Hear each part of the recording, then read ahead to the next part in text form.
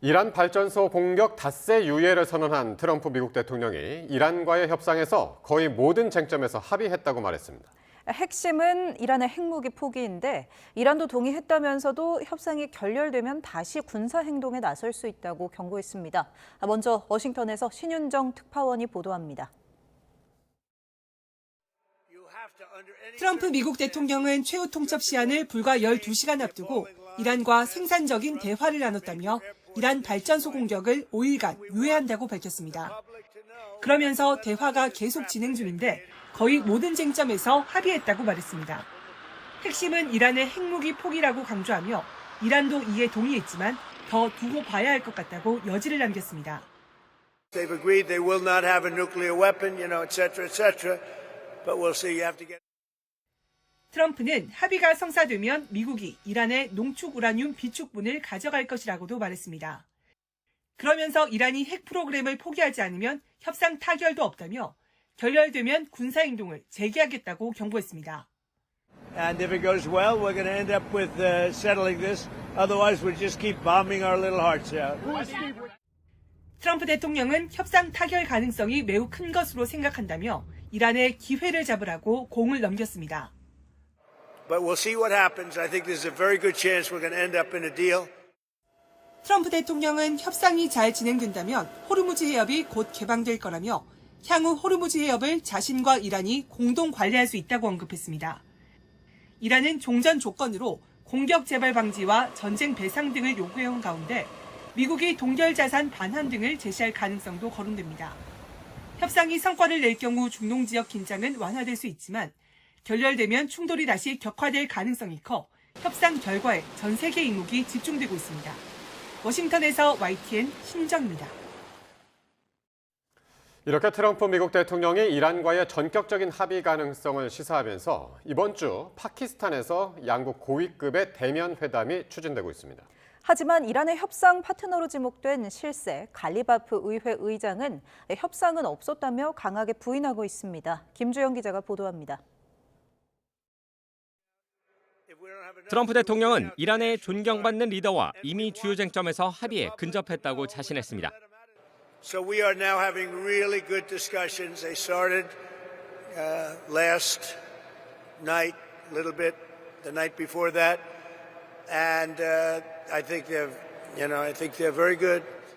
이 같은 극적인 반전 뒤에는 주변국들의 긴박한 셔틀 외교가 있었습니다. 튀르키예와 이집트, 파키스탄이 두 나라 사이에서 메신저 역할을 자처한 것으로 알려졌습니다. 이들은 이번 주 후반 파키스탄 이슬라마바드에서의 대면 회담을 밀어붙이고 있습니다.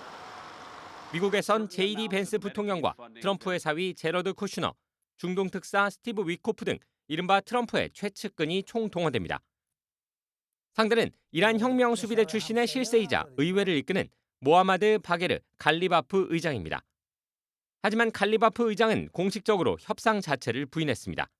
آقای قالیباف در این پیام تاکید کرد فیک نیوزها برای دستکاری بازارهای مالی و نفتی و فرار از باطلاقی است که آمریکا و اسرائیل در آن گیر افتادند. 전문가들은 이란 내 강경파의 반발을 의식한 데다 협상 주도권을 뺏기지 않으려는 이중 전략일 수 있다고 분석합니다. 남은 기간은 단 5일입니다. 이 기간 내에 이슬라마바드에서 깜짝 대면이 성사된다면 중동은 극적인 해빙 국면으로 접어들게 됩니다. 그러나 이란 내부 권력 다툼이나 이스라엘의 돌발적인 군사작전이 변수입니다. 진실 공방의 끝이 극적인 대면으로 이어질지 아니면 5일 뒤 더 큰 포성으로 돌아올지 전 세계의 이목이 쏠리고 있습니다. YTN 김주영입니다. 미국이 다음 달 9일에 이란과의 전쟁을 끝내는 방안을 제시했다는 이스라엘 현지 보도가 나왔습니다.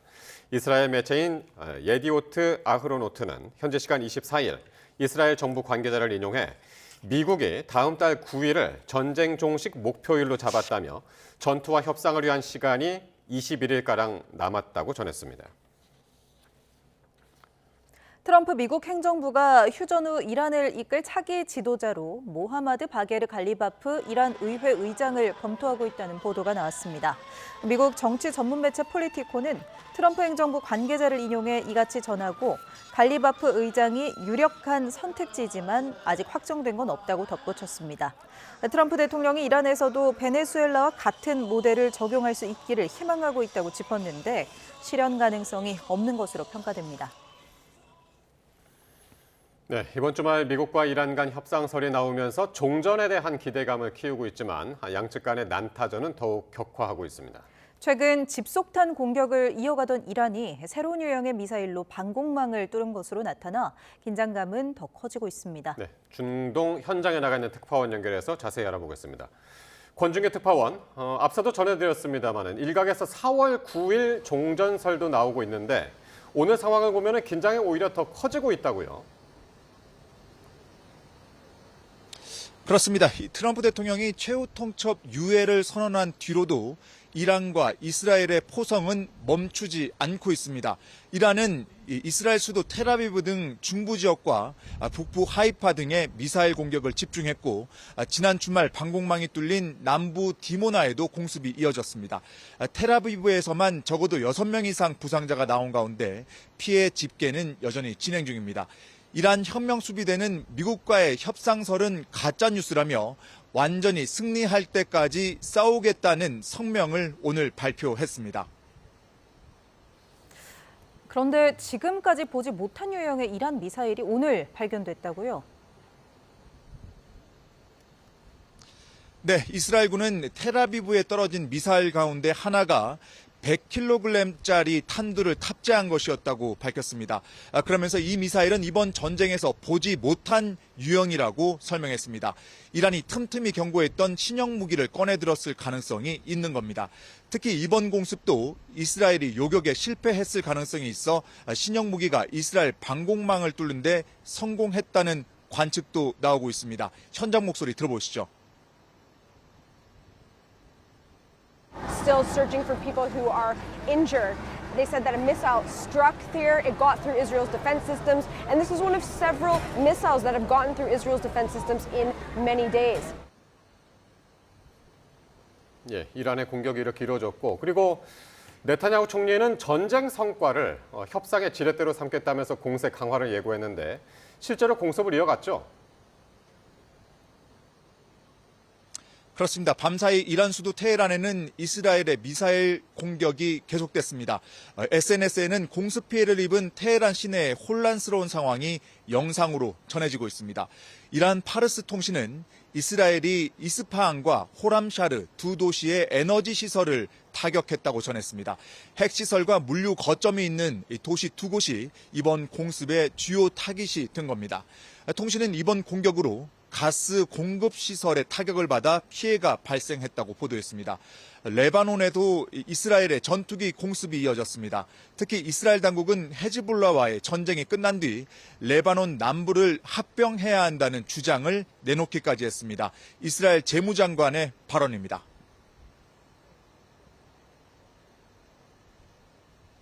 המערכה הנוכחית בלבנון חייבת להסתיים בשינוי מצב יסודי מעבר להכרעתו של ארגון הטרור חיזבאללה.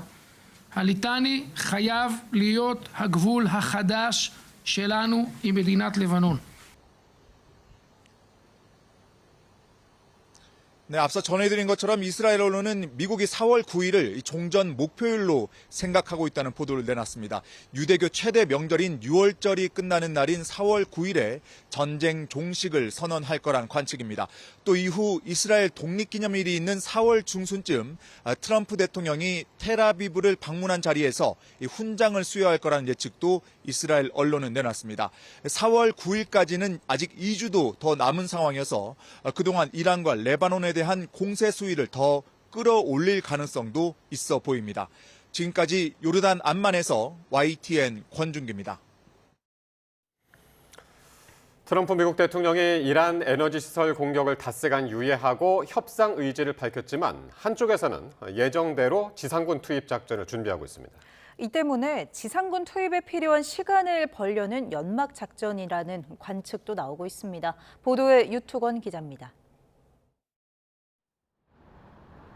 일본 오키나와를 출발한 30일 해병 원정대 병력 2,200명이 오는 27일쯤 중부사령부 작전구역에 진입할 것으로 알려졌습니다. 트럼프 대통령이 협상 시한으로 제시한 닷새가 끝나기 하루 전입니다. 이번에 부강된 해병대 병력은 이란 원유 수출의 거점인 하르그섬 점령 작전에 투입될 가능성이 거론되고 있습니다. 전 세계 어디든 18시간 안에 전개할 수 있는 육군 신속대응부대의 배치 계획도 추가로 확인됐습니다. 미 국방부 관계자들은 82 공수사단의 한 개 여단을 포함해 3,000명을 파견하는 방안을 검토 중이라고 밝혔습니다. 82 공수사단은 핵심 시설 점령에 투입되는 최정예 부대입니다. 군사 전문가들은 해병대가 섬을 장악한 뒤 이어서 공수부대가 투입되는 작전에 무게를 싣고 있습니다. 초기 돌파에 강한 해병대가 상륙해 활주로 등을 복구한 뒤 장기 주둔이 가능한 공수부대가 바통을 이어받는 겁니다. 이런 움직임 때문에 트럼프 대통령의 태세 전환이 압박용이 아닌 연막작전이라는 관측도 나오고 있습니다. 긍정적 분위기에서 3차 핵협상을 마친 직후 전격적으로 전쟁을 시작한 전력도 있습니다. 이란 외무부는 군사계획을 실행하기 위해 시간을 벌려는 의도라고 일축했습니다. 영국 정부는 장기전을 전제로 대비해야 한다고 거듭 강조했습니다.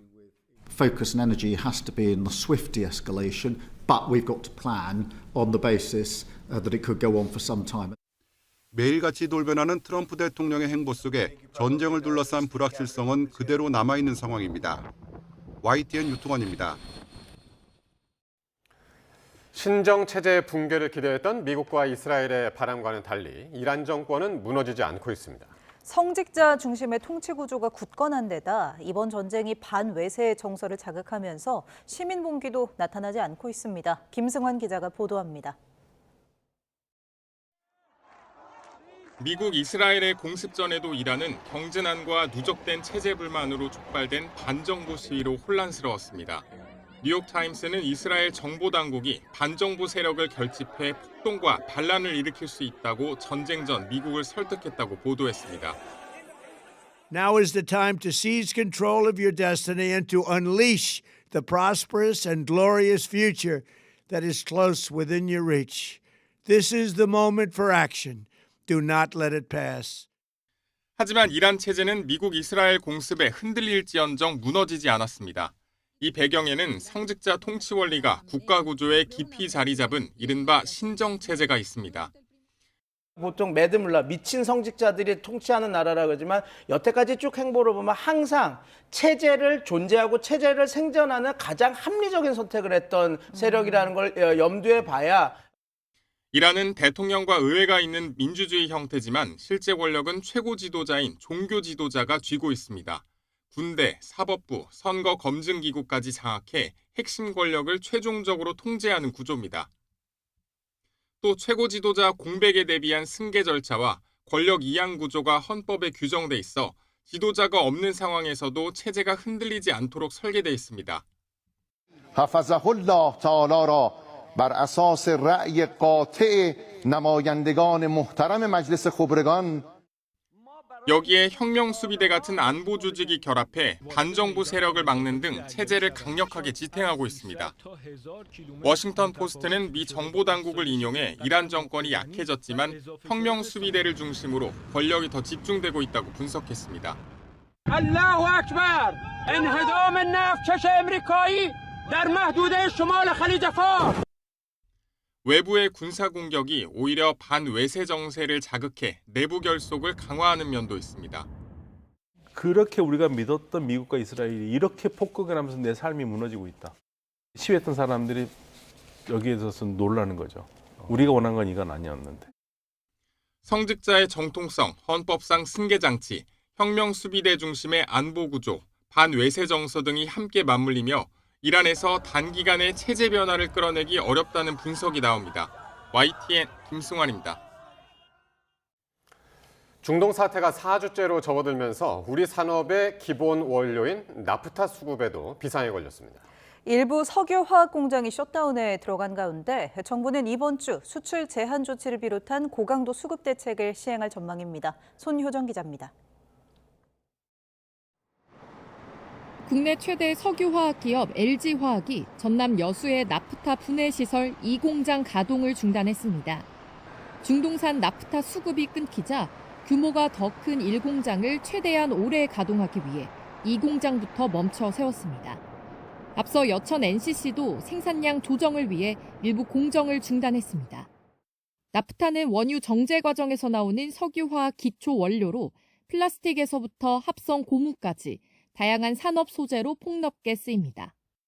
나프타 분해 시설이 멈추면 조선과 가전, 반도체 등 핵심 산업도 줄줄이 원자재를 구하지 못해 생산 차질이 불가피합니다.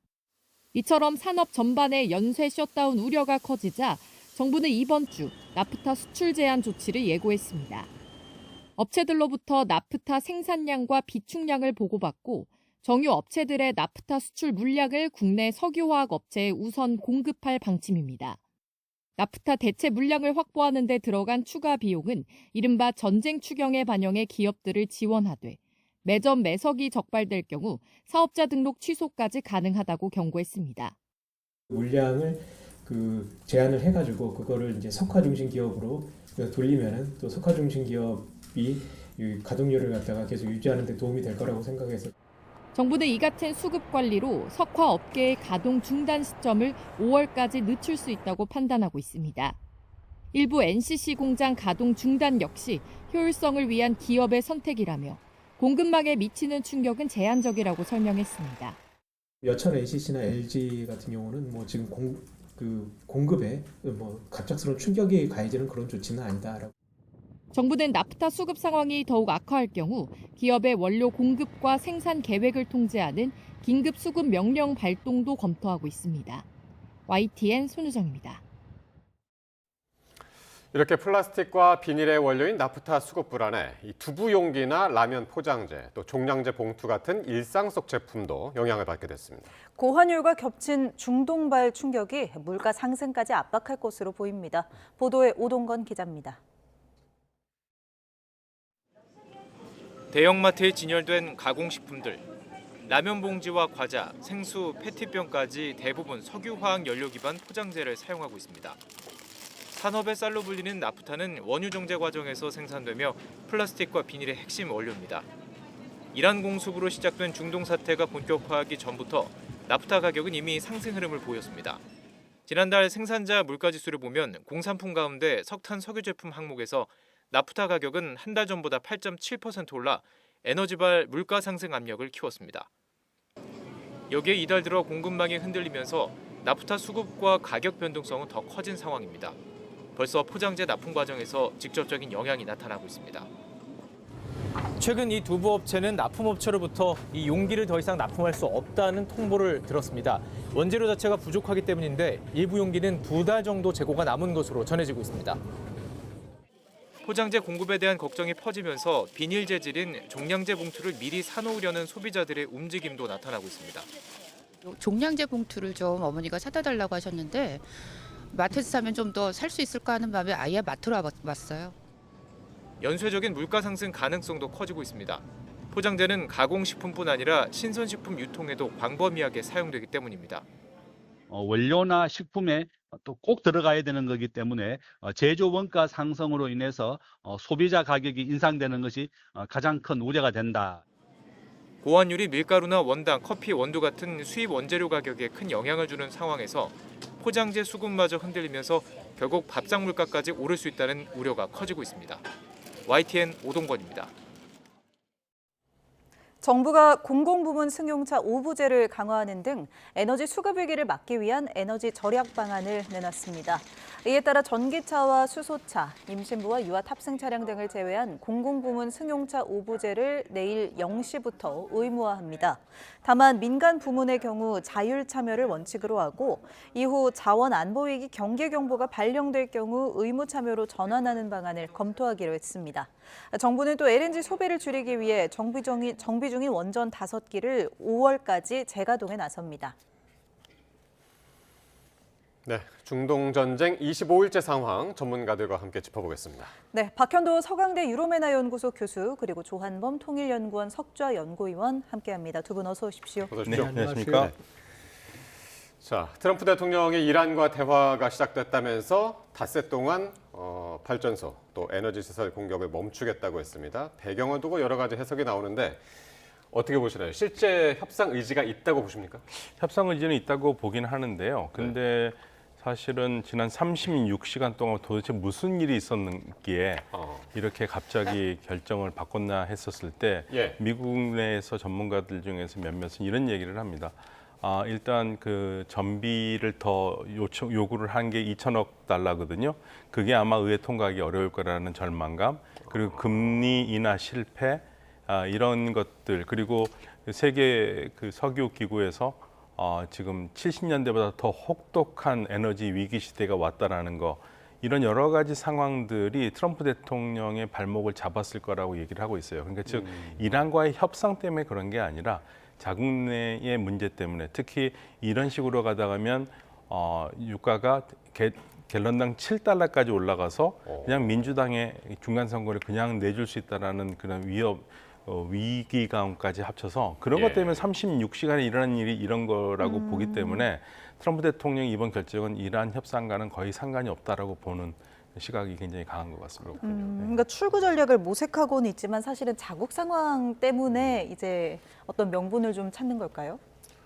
지금 트럼프 대통령이 생각 못했던, 했어도 간과했던 두 개의 복병이라고 보여지거든요. 하나는 지금 말씀하신 유가. 지금 2불, 3불, 3달러 정도 하던 게 지금 5불대에 왔다 갔다 하거든요. 지난해 12월 WTI, 서부 텍사스산 원유가 55달러였거든요, 배럴당. 근데 지금 상황이 안정화돼서 10% 정도 떨어진 게 89불이거든요. 그럼 거의 2배 올랐다는 얘기죠. 그럼 미국 국민들이 감당을 못하죠. 또 하나는 이제 주변국 인질입니다. 지금 걸프 국가들이 사실 노심초사거든요. 지금 미국의 미군 기지를 유치함으로써 카타르, 바레인, 아랍에미리트, 쿠웨이트, 사우디 모두 미군 기지를 유치함으로써 평화를 확보할 수 있다고 생각했던 절대왕정 국가들이거든요. 근데 여기가 지금 이란의 타격 대상이 되니까 사실 무방비예요. 미군 기지와 일부를 빼고는 여기는 다 타격 대상이거든요. 심지어 바레인, 아랍에미리트 같은 경우는 우리가 원전을 사기를 져줬거든요. 바라카. 바로 코앞이에요. 이란이 때리면 끝장입니다. 그쪽 사실. 거기 사람이 못 살아요. 이 두 가지 독침으로 지금 이란이 버티고 있거든요. 이건 트럼프 대통령도 해결하기 어렵죠. 그러니까 초기에 하메네이 제거하고 이건 정권 교체하겠다는 거거든요. 무조건 항복해라. 이 조건이었잖아요. 근데 이제 바뀌고 있는 거죠. 그렇게 보시는군요. 자, 그런데 그러면은 지금 미국이 대화를 하고 있다는, 모든 쟁점에 지금 합의를 이루고 있다고 이렇게까지 얘기를 했는데, 대화를 하고 있는 상대가 누구냐 봤더니 갈리바프 이란 의회 의장이 지금 거론이 되고 있습니다. 어떤 인물인가요? 갈리바프는 혁명수비대 사령관 출신이고요. 테헤란 시장으로서 좀 인기가 있긴 했었어요. 테헤란 시장. 네. 그러나 대통령 후보로는 여러 번 나와서 한 번도 제대로 승부를 못 보고 한 20% 정도의 지지율로 마감을 했거든요. 그러니까 강경파로 분류가 되긴 합니다만은 강경파 중에서는 좀 더 실용적인 사람으로도 분류가 됩니다. 이야기가 통할 수 있는 사람은 하지만, 그런데 지금 갈리바프 국회의장, 현재 국회의장이거든요. 국회의장은 지금 현재 그런 적 없다고 얘기를 하고 있고요. 근데 미국 언론에서는 자꾸만 벤스 부통령과 통해서 갈리바프와의 대화 라인을 제안했다라는 얘기가 나오고 있고요. 근데 그건 갈리바프는 계속 그런 건 거짓말이라고 얘기하고요. 오히려 지금 나오는 이야기는 최고 지도자의 승인을 받고 아락치 외교장관이 위트코프 특사와 만났다라는 얘기가 있습니다. 그러니까 지금 현재 아마 트럼프 대통령이 얘기한 물밑 대화의 상대는 아락치와 위트코프인 것 같아요. 갈리바프하고 벤스는 아직 아닌 것 같습니다. 아, 그래요? 이런 얘기까지 나왔습니다. 근데 지금 아닌 것 같다고는 말씀을 하십니다만, 일단 갈리바프를 미국이 휴전 이후에 차기 지도자로 검토하고 있다는 얘기까지 나왔거든요. 이거는 자꾸 소설 쓰는 얘기들이 많은데요. 지금 이란의 신정 체제에서는 헌법에 최고 지도자 라흐바를 임명하게 돼 있고, 이 안에 무슨 뭐 권력 투쟁이 있고 무슨 뭐 분파가 있고 그렇지 않아요. 통합된 체제라고 보셔야 돼요. 갈리바프든 아니면 외무장관이든 누가 나오든 간에 모두타바의 의사를 대변하지 않고 미국을 만난다? 그럼 그날로 제거될 거요. 맞습니다. 그러니까 지금 뭐 갈리바프를 뭐 저기 다음번 최고 지도자로 생각한다. 제가 보기엔 다 소설입니다. 그러니까 지금 뭐 무슨 저 온건한 지도자가 있다, 뭐 합리적인 지도자가 있다. 누가 나오든 그건 중요하지 않다. 모주타바가 뒤에 있다고 보시면 되는 거고. 그러니까 지금 나오는 뭐 누구다, 온건하다, 뭐 안에 권력 투쟁이 있다. 그건 제가 오랫동안 북한을 들여다봤는데요. 이란의 신정체도 거의 유사한 구조거든요. 그렇다면 안에 분파나 권력 투쟁이나 지금은 있을 수가 없어요. 시간이 지나면 균열이 되면서 생길 수는 있어도 지금 상황은 모주타바를 중심으로 통합되어 있는 체제고 다시 말씀드리면 누가 나와도 뒤에는 모주타바가 있다고 봐야 되는 거죠.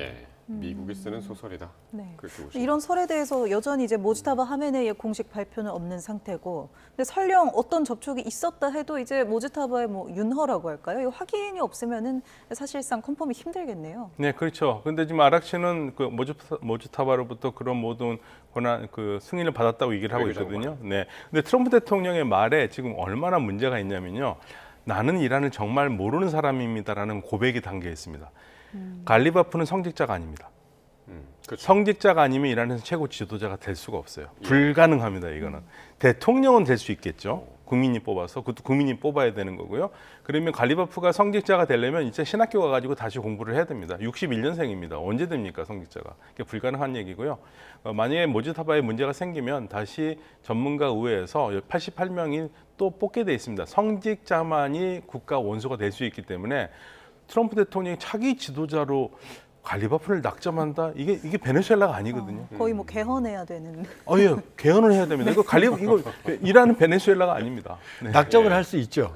낙점을 할 수 있는데 되는 건 다른 문제죠. 어쨌든 갈리바프는 지금 협상, 뭐 미국에서는 상대가 갈리바프라는 얘기가 계속 나오고 있는데 갈리바프는 이거 가짜 뉴스다. 협상 없었다 지금까지 그렇게 얘기를 하고 있는데 양측의 주장도 상당히 다르긴 하나. 실질적으로는 물밑에서 접촉이 있을 것이다. 그게 갈리바프인지 누군지는 모르겠으나 그런 의견은 어떻게 보세요? 없을 수가 없죠. 왜냐하면 이제 지금 갈리바프도 아니라고 말했지만 이란 외무부가 입장을 냈잖아요. 협상한 적 없다. 그런데 메시지에 답변은 했다 이렇게 말했거든요. 그럼 뭔가 온 거죠. 그런데 트럼프 대통령 말이 15개 항에 거의 근접을 했다. 15개 항이 중요하지 않습니다. 지금. 결국은 핵심은 우라늄 농축, 핵이거든요. 지금 상황에서 협상한다면. 그다음에 이란은 지금 배상, 그다음에 완전한 종전 이거거든요. 그러니까 15개는 될 이유가 없어요. 그렇게 이견을 좁힐 수도 없는 거고. 그러니까 제가 보기에는 어쨌든 직접 만났든 안 만났든 위트코프, 쿠슈너 이쪽이 움직이고 있고 지금 나오는 나라들이 있잖아요. 이집트, 그다음에 뭐 파키스탄, 그다음에 튀르키예 이런 나라들. 또 그 이전에 했던 오만도 있고, 그다음에 중국도 나서고 있고. 그러니까 어떤 형태로든 서로 메시지는 오고 가고 있다. 그러나 이제 결정적으로 아직 대면 접촉은 없는 거고요. 그러니까 이제 제일 중요한 건 뭐냐면 상황이 초기에 급격한 그 충돌 국면에서 내려가는 국면은 맞습니다, 지금. 근데 이게 이렇게 가느냐, 이렇게 끝나느냐는 좀 시간을 두고 봐야 되는 거죠. 네, 만약에 이 새로운 소식이 나온다면 또 요즘은 밤에 이제 미국 주식하시는 분들이 특히 이 이란 뉴스를 계속 보시게 되는 게 트럼프 대통령이 이란 전쟁에 관한 이 중대 발표를 뉴욕 증권거래소 개장하는 시간 또 마감하는 시간에 맞춰서 낸다 이런 이야기들이 있더라고요. 그리고 그런 것 같기도 해요. 네, 그러니까 이번에도 지금 갑자기 5일 얘기를 한 거예요. 미국에서 나오는 얘기입니다. 트럼프 대통령 일가가 그 시세 차익을 노리는 일을 했다. 그러니까 주식 시장 올라가는 거 알고 유가 떨어지는 거 알고 미리 유가를 그 시점에서 팔고 주식을 잡고 그래서 엄청난 차익을 얻었다라는 이야기들이 있는데 그게 낭설이 아니라 뉴욕타임즈가 사실 그걸 계속 보도를 해왔거든요. 이번에도 그랬을 것이라고 보고 있습니다. 가족들이 연계된, 아들들이 연계된, 아들들이 연계된 이익을 위해서. 그리고 이제 실제로 지금 이제 그 질문의 연장선상입니다만은. 최후 통첩은 주식시장 마감 후에 했고 그리고 닷새 동안 유예하겠다. 뭐 좋은 소식이죠. 이거는 개장 전에 하고 그런 패턴이 있다라는 거예요. 근데 이제 물론 그건 뚜껑을 열어봐야 되죠. 뚜껑을 열어봐야 되고 충분히 합리적으로 의심을 할 수 있지만 그러나 이제 이 큰 흐름을 보면 갑자기 호르무즈 해협 유가 여기 발목이 잡히니까 22일인가요? 48시간 내에 호르무즈 해협 개방 안 하면 이란의 파워플랜트 전력시설을 때리겠다. 이것 때문에 뒤집어졌었죠. 유가가 막 폭등을 했었죠. 그리고 이걸 다시 뒤집으면서 5일간 유예를 주면 또 이제 10% 폭락을 했죠. 그러니까 뭔가가 냉온탕을 오고 가는 그 타이밍은 분명히 있는 거죠. 그리고 또 하나 우리가 주목해 볼 부분은 그러면 트럼프 대통령이 왜 이란의 발전소를 때리겠다고 그랬느냐. 이 얘기는 앞뒤가 문맥이 안 맞아요. 왜냐하면 지금 유가 인상 때문에 고민이잖아요. 심지어 이란을 통제했던 이란한테 석유 수출을 제한했는데 너네도 팔아. 여기까지 허락해 줬거든요.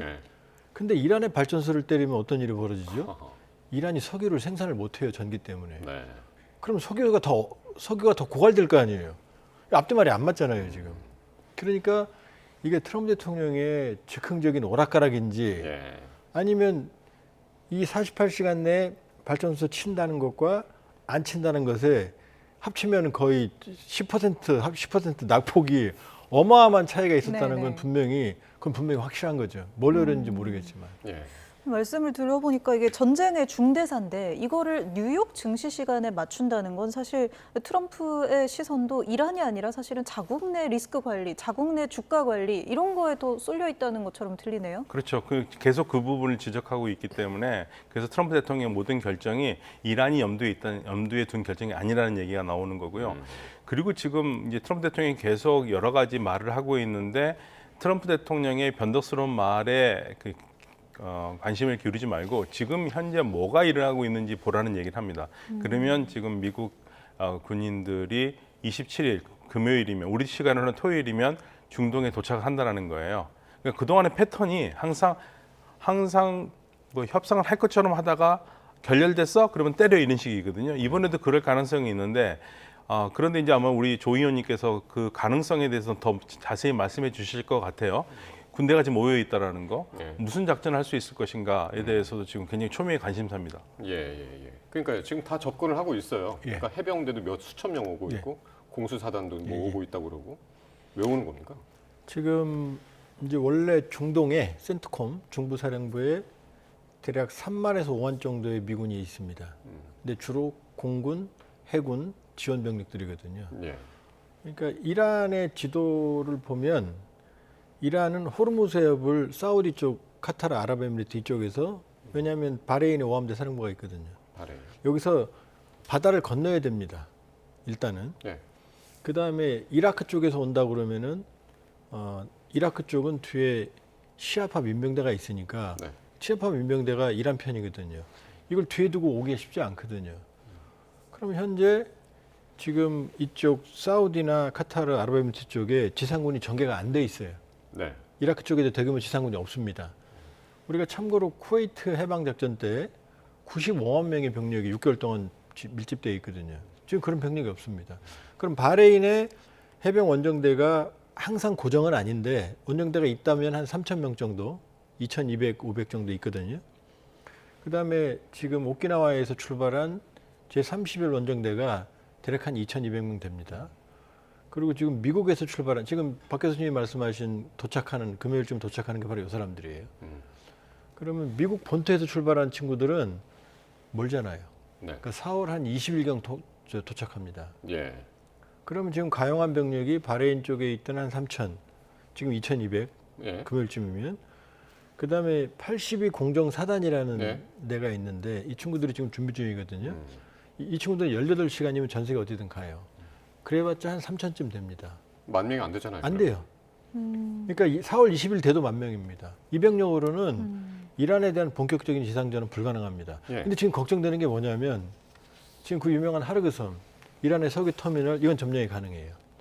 그다음에 호르무즈 해협을 이란이 봉쇄하고 있는데 전격적인 기습을 하면 여기도 점령이 가능합니다.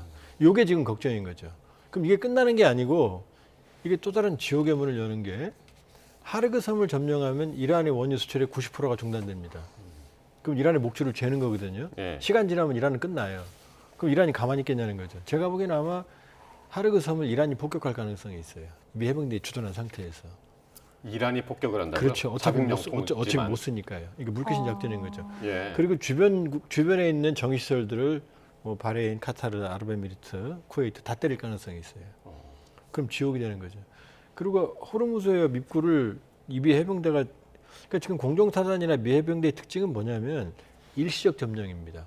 본진이 들어오기 전까지 일시적으로 점령하는데 지금 주력군이 지금 준비가 안 돼 있거든요. 그러니까 지금 걱정이 군사적 전문성이 없는 트럼프 대통령이 만일에 그 판단을 해서 하르그섬 점령이나 호르무즈의 장악을 시도하면 할 수는 있지만 이란은 아마 더 큰 지옥의 문을 열 가능성이 있다는 거죠. 이게 지금 제일 큰 걱정거리입니다. 그래서 나오는 얘기가 진짜 실질적으로 이제 닷새 동안 어쨌든 지금 유예 기간을 줬잖아요. 협상하자면서. 근데 그게 진짜로 협상을 하는 것이 아니라 지상군 투입을 위한 시간 벌기, 아직 도착을 안 했잖아요. 예. 시간 벌기다. 그래서 연막 작전이다. 이렇게 이야기를 하던데 그 가능성도 있을까요? 그렇게까지 연막을 쳐야 될 이유가 없죠. 다시 5일 동안 계속 폭격하면 되잖아요.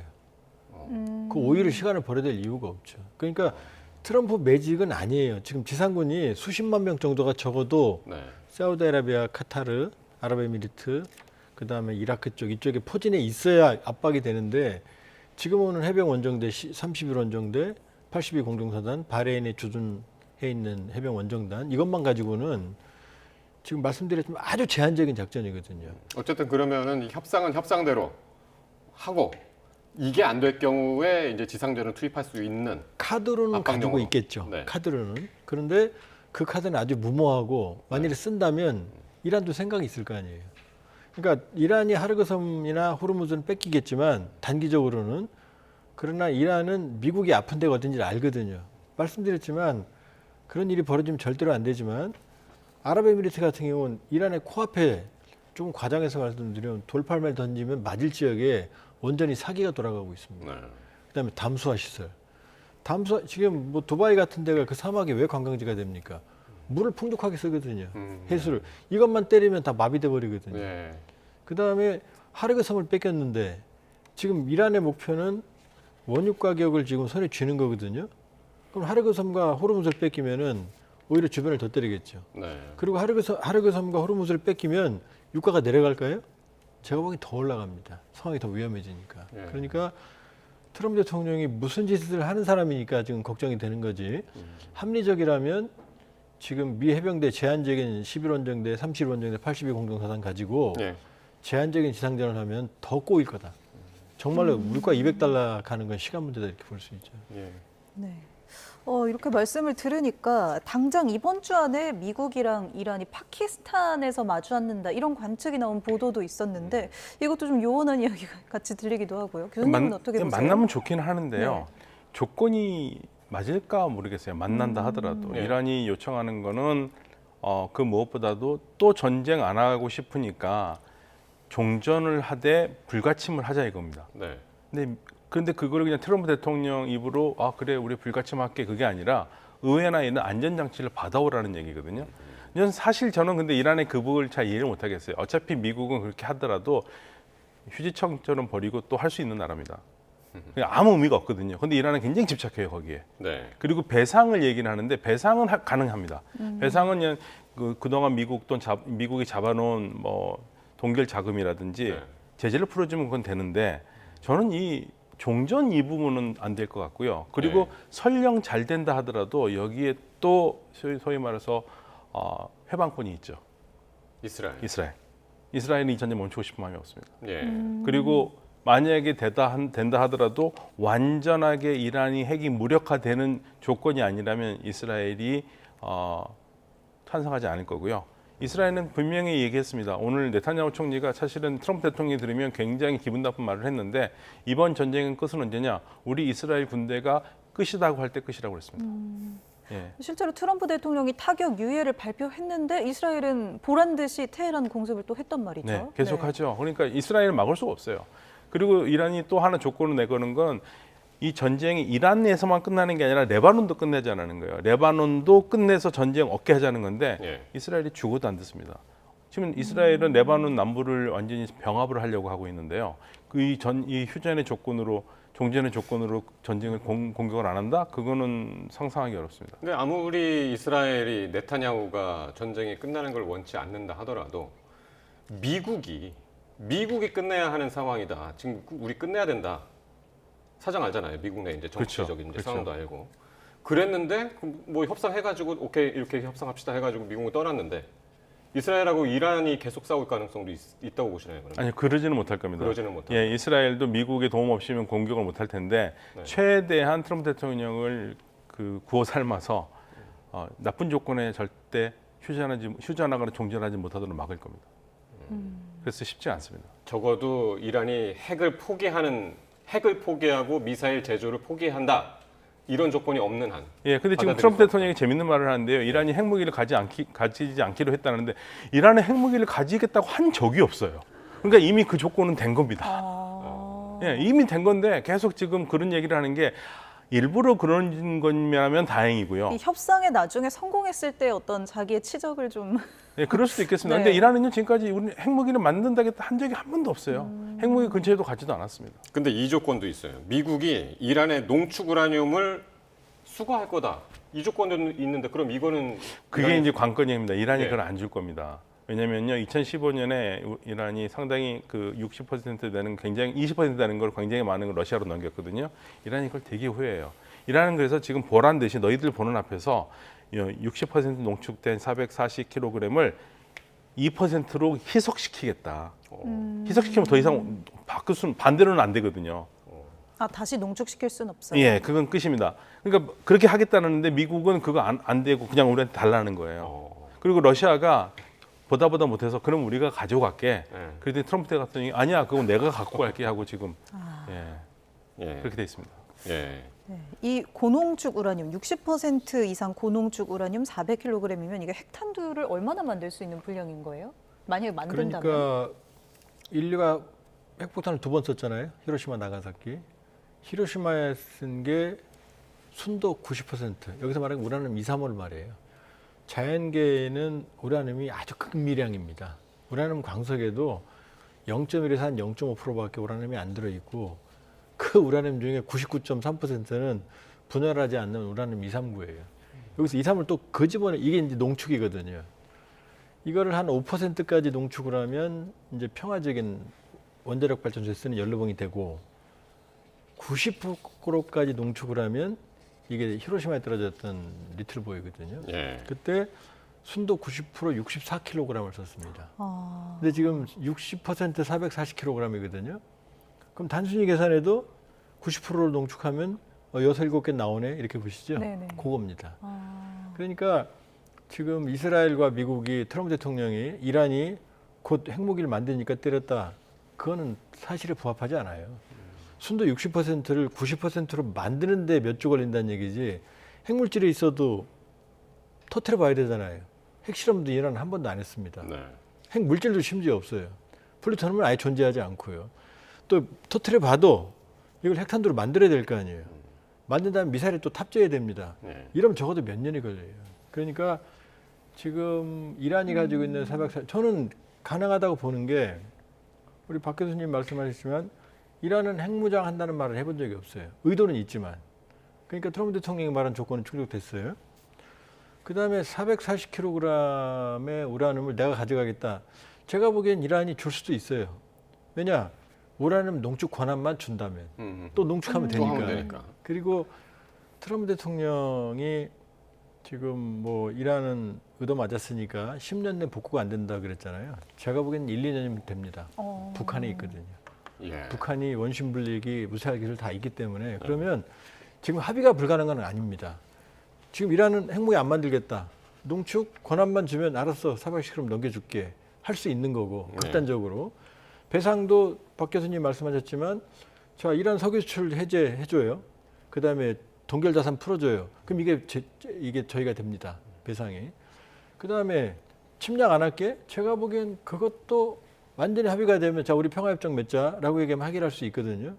그러니까 아주 불가능한 거 아니다. 네. 양쪽의 컨비네이션 조합을 만들 수는 있다. 예. 다만 이제 종전 휴전안이라고 써놓고 각자 해석은 내가 이겼다라고 말하는 거죠.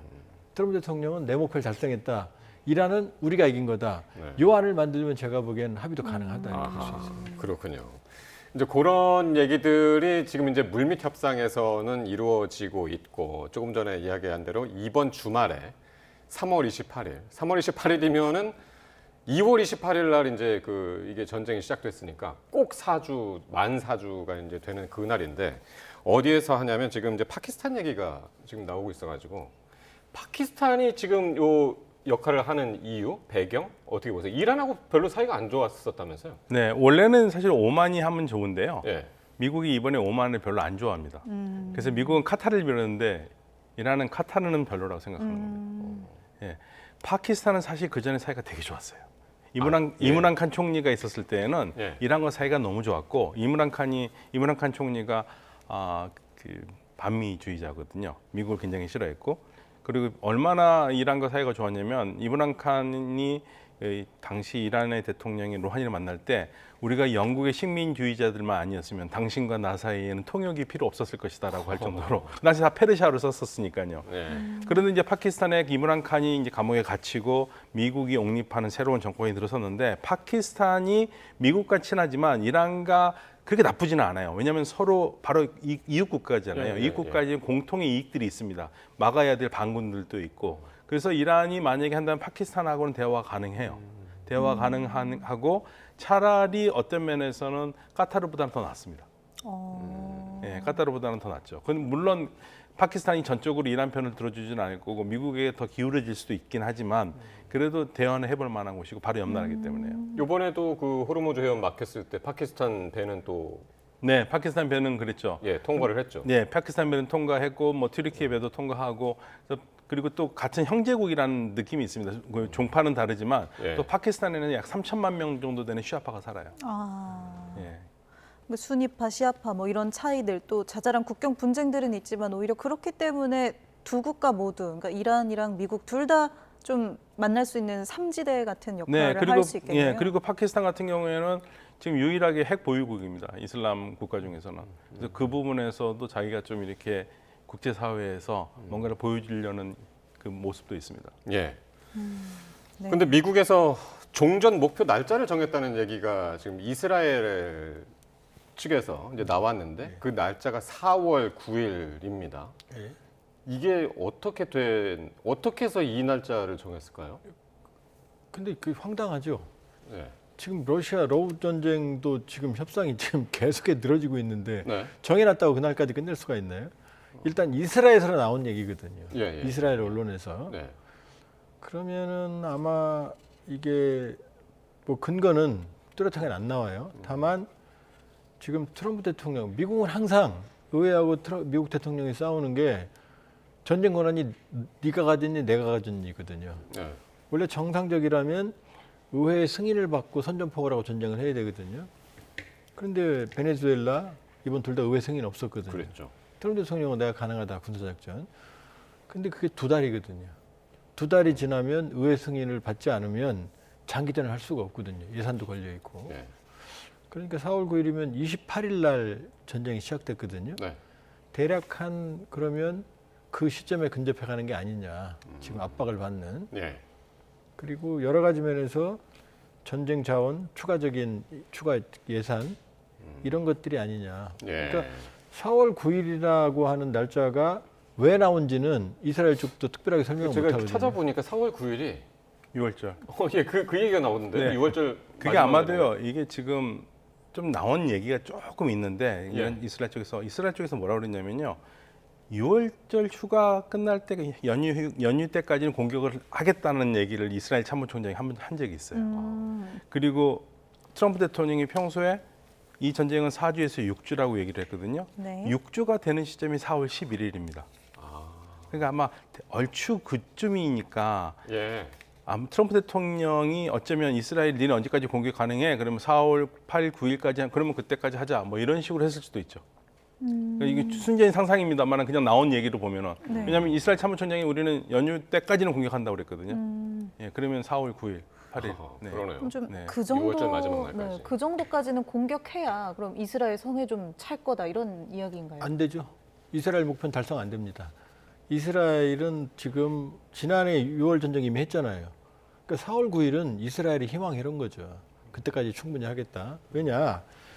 지금 이 전쟁의 특징이 뭐냐면 비정상적인 게 뭐냐면 이란을 괴멸시키겠다는 목적이었거든요. 근데 지상군은 준비가 안 돼 있어요. 지상군이 안 들어가고 깃발을 안 꽂는데 어떻게 괴멸을 시킵니까? 예를 들어서 유고슬라비아 내전 때 나토군이 세르비아군에 대해서 38,000의 소티에 공격을 했거든요.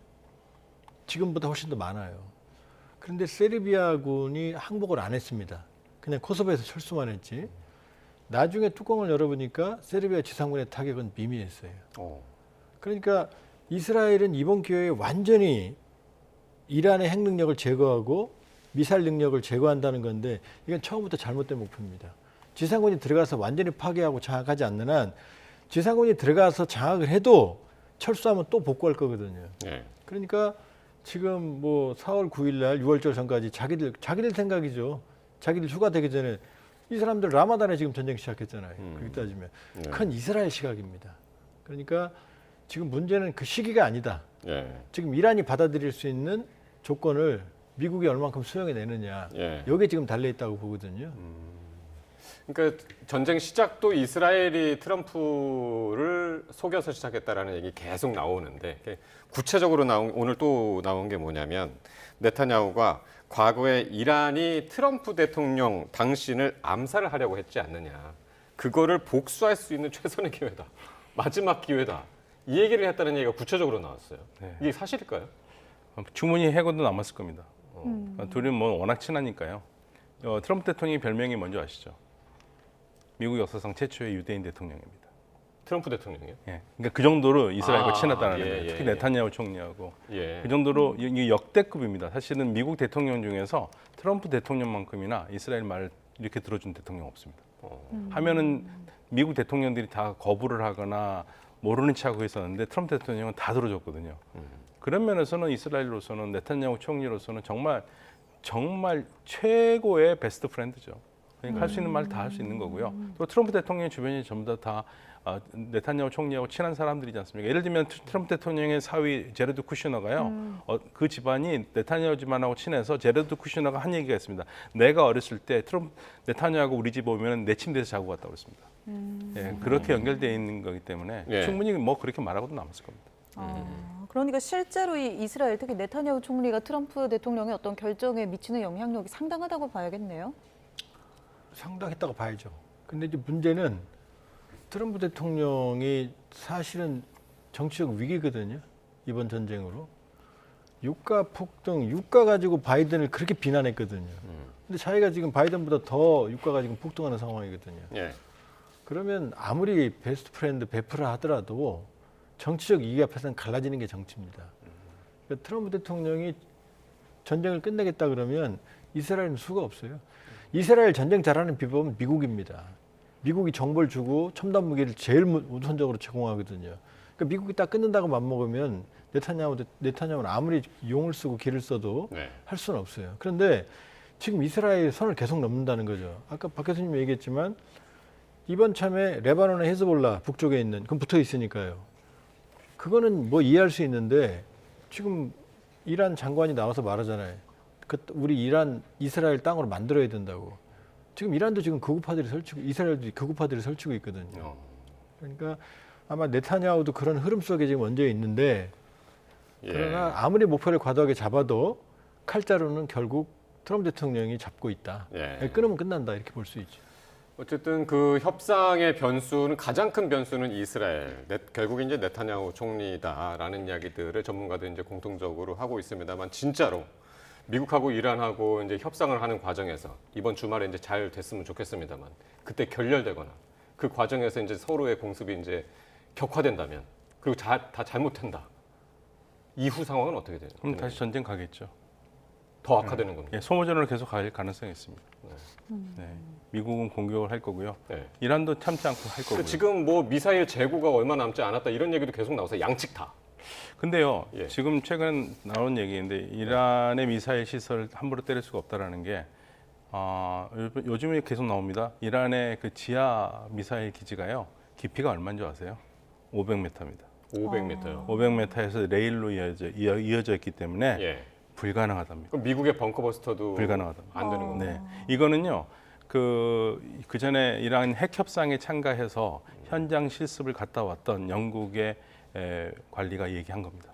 최근에 500m다 안에서 불가능하다. 그럼 실제로 그 새로운 형태의 무기가 발견됐다, 뭐 이런 보도들이 나오는 것이 네, 아직 이란이 가지고 있는 무기 재고가 상당할 수도 있겠네요. 그렇죠. 이란이 지금 곳곳에 워낙 땅이 크니까 곳곳에 깊은 걸 파놨는데 심지어는 이 미사일이 나오는 게 그냥 바닥에서 나옵니다.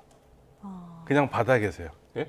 그냥 땅에서요. 땅에서요? 예, 이게 뭐 이렇게 구릉지가 아니라 그냥 이 땅에서 솟아서 나옵니다. 아까 밖에서는 구분할 수 없는 그런 예. 평지에서요? 네, 그런 게 너무 많이 깔려 있기 때문에 이란은 자신만만한 거예요, 나름대로. 그러니까 사실 지금 현 시점에서 이란이 얼마만큼 탄도미사일을 가지고 있는지가 사실은 계측이 불가능하다는 거예요. 이스라엘 측에서는 지금 1000기 남았다. 원래 이제 2,500기였는데 지금 1000기 남았다는 얘기가 이스라엘에서는 그렇게 계산을 하고 있더군요. 지하를 어떻게 합니까? 지금 모주타바 죽었는지 살았는지도 모르잖아요, 지금. 그러니까 모사드와 CIA의 매직은 여기까지입니다. 그러니까 무슨 말씀이냐면, 자, 볼까요? 이란이 지난해 6월에 일방적으로 얻어맞았는데 지금 센트콤 중부사령부가 하는 말이 9,000개의 목표물을 때렸다. 미국만. 그다음에 130에서 140개 함선을 때렸다. 그럼 혁명수비대가 가만히 앉아서 올 걸 뻔히 아는데 그냥 드러내놓고 있을까요? 그리고 지금 보세요. 없던 일이 벌어지잖아요. 미국 공중급유기가 추락했어요. 그다음에 F-35도 피격을 당했어요. 지금 디모나 이스라엘 핵기지 근처 지금 막 뚫리고 있잖아요. 지금 이스라엘과 미국의 피해가 줄어드는 게 아니고 커지고 있다는 거죠, 지금 점점. 그다음에 지금 이 인도양에 있는 디에고 가르시아 맞추진 못했지만 거기까지 지금 공격을 하거든요. 그렇다면 이스라엘과 미국이 준비했다면 이란도 준비했을 거다. 그러니까 그렇게 지금 생각했던 대로 쉽게 끝나진 않을 것 같다. 오히려 이스라엘과 미국의 피해가 커지는 데 주목해야 된다, 이렇게 볼 수 있죠. 네, 협상 이야기가 급물살을 탄 듯한데도 이 확전 긴장감이 여전한 전쟁 25일차 두 분의 전문가와 함께 짚어봤습니다. 박현도 서강대 유로메나 연구소 교수, 그리고 조한범 통일연구원 석좌 연구위원 함께했습니다. 두 분 고맙습니다. 네, 수고하셨습니다.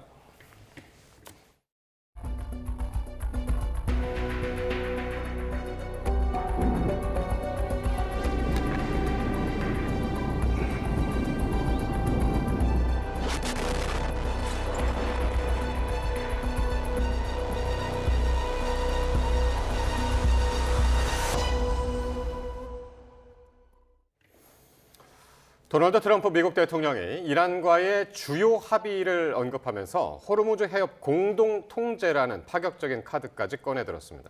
하지만 이란은 대화 사실을 전면 부인하고 이스라엘은 테헤란 공습을 강행하는 등 당사국들이 서로 다른 행보를 보이고 있습니다. 권영희 기자가 보도합니다.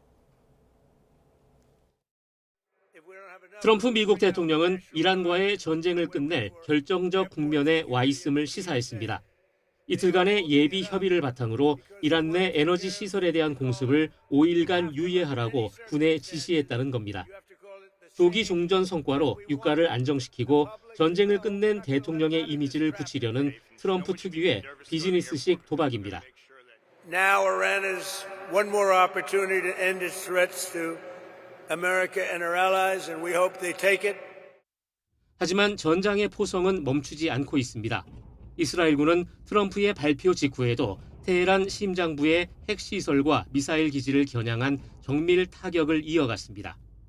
안보는 타협 대상이 아니라며 미국의 협상 속도와 상관없이 이란의 위협을 뿌리 뽑겠다는 마이웨이 전략입니다.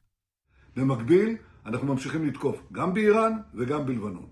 אנחנו קודשים את תוכנית הטילים ותוכנית הגרעין עד דק וממשיכים לפגוע קשות בחיזבאללה. 이란 측의 반응은 더 냉담합니다. 최고 지도자 부재설 등 내부 위기 속에서도 겉으론 강경한 항전 의지를 보이며 협상력을 높이려는 벼랑 끝 전술을 구사하고 있습니다. 협상 상대로 지목된 갈리바프 의회 의장은 대화 사실을 전면 부인하며 배수진을 쳤습니다.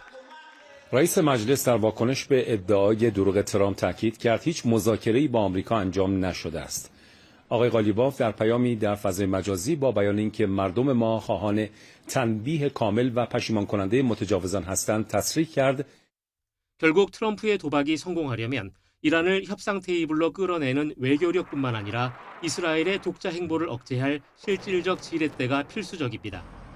워싱턴의 종전 훈풍과 테헤란의 폭격 연기라는 엇박자는 미국의 중재력이 동맹과 적대국 양측에서 수염대에 올랐음을 시사합니다. 안보와 경제, 정권 생존이라는 세 나라의 절박한 동상이몽이 평행선을 달리는 한 트럼프의 중동 빅딜은 공허한 정치적 수사에 그칠 수 있습니다. YTN 권영입니다. 트럼프 대통령이 이란 발전소 공격을 전격 보류하면서 출구 전략을 모색하고 있다는 분석이 나오고 있습니다. 전쟁 장기화와 유가 상승, 또 여론 악화로 진퇴양난에 빠진 트럼프 대통령이 대화로 방향을 틀었지만 협상 역시 쉽지 않을 것으로 보입니다. 워싱턴 홍상희 특파원입니다. 48시간 최후 통첩 시한 종료 직전 이란 발전소 공격을 보류한 트럼프 대통령은 이란이 합의를 원하고 매우 진지하다고 강조했습니다. And this time they mean business. And it's only because of the great job that our military did is the reason they mean business. They want to settle and we're going to get it done, I hope. 지난 20일 군사작전의 점진적 축소 발언 직후 호르무즈 해협을 개방하지 않으면 발전소를 공격하겠다고 예고했다가 다시 협상 카드를 꺼낸 트럼프 대통령.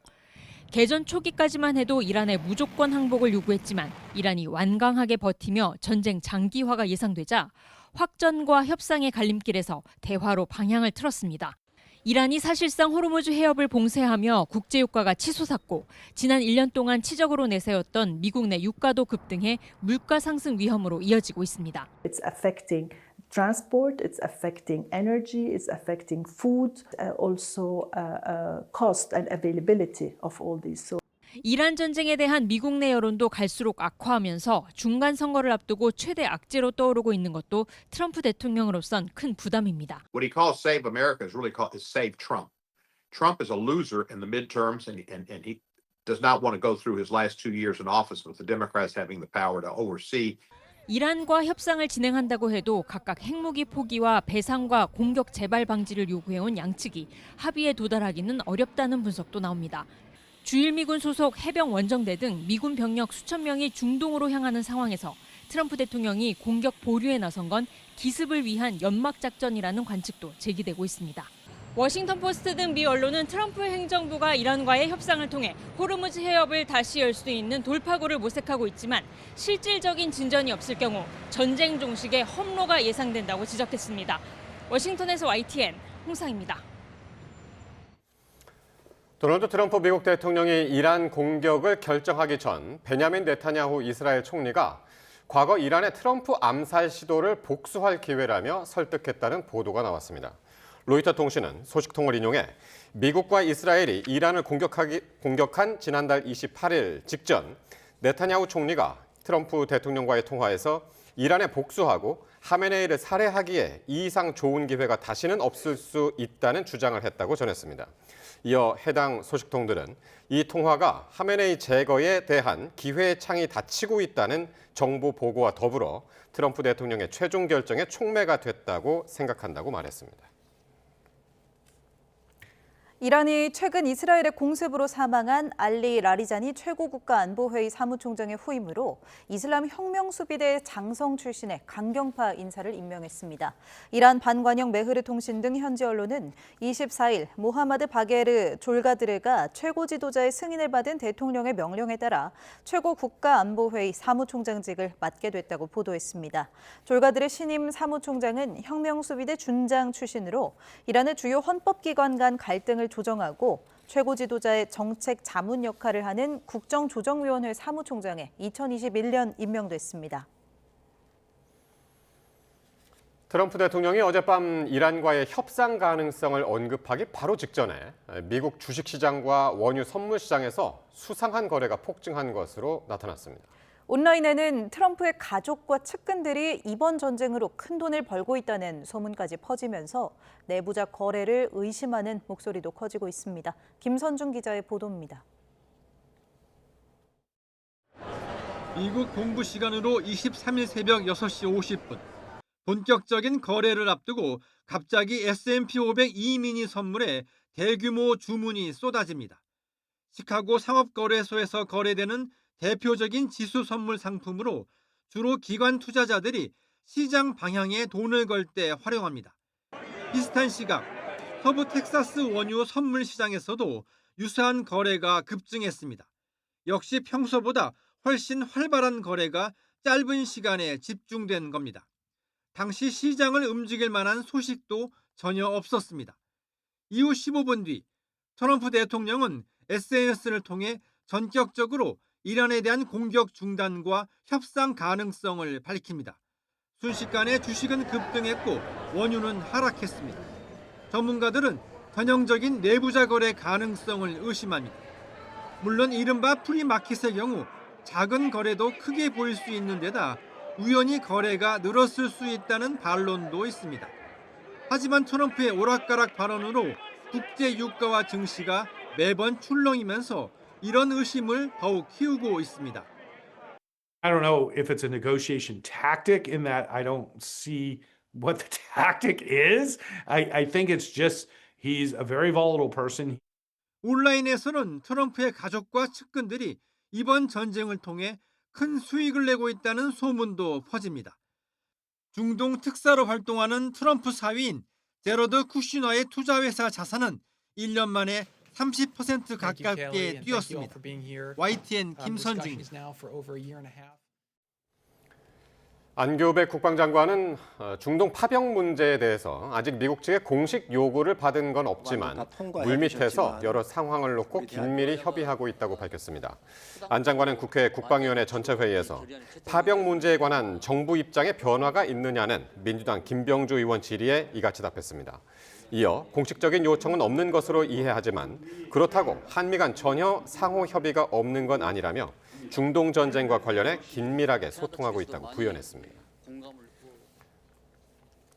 마코 루비오 미국 국무부 장관이 오는 27일 프랑스를 방문해 주요 7개국 G7 외교 장관들과 회동한다고 미 국무부가 밝혔습니다.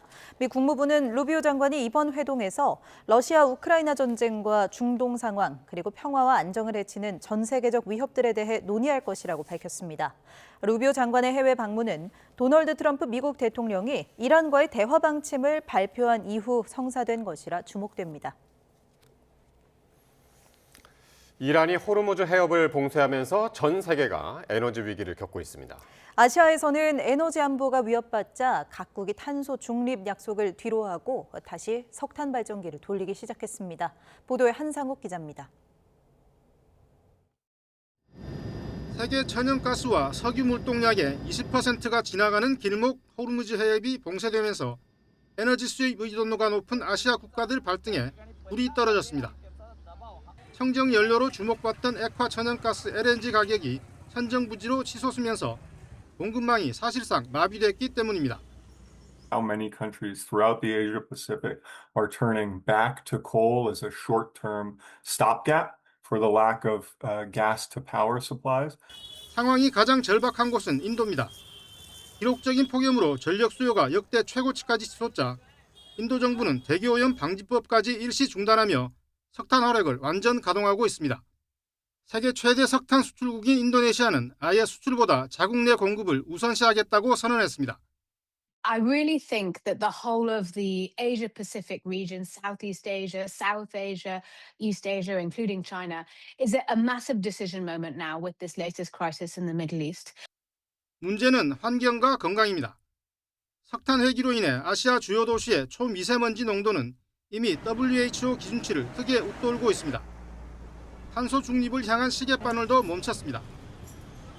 Yeah, I think there's, the short-term impacts are probably higher emissions, lower air quality results, and that's very problematic. 전쟁이 부른 에너지 안보 위기 속에 탄소 중립이라는 인류 공통의 과제는 당장 전력난 해소라는 현실 앞에 힘없이 밀려나고 있습니다. YTN 한상옥입니다. 이란 전쟁 여파로 국제유가가 급등하자 중국에서도 주유 대란이 펼쳐졌습니다. 기름값이 오르기 전에 사재기 현상이 나타난 건데 당국이 처음 개입해 오름폭을 절반으로 깎았습니다. 베이징 강정규 특파원입니다. 중국 베이징에 있는 한 주유소, 밤늦게까지 장사진이 펼쳐집니다. 차량은 물론 오토바이, 기름통을 잔뜩 들고 걸어온 사람들까지 뒤엉켜 북새통입니다.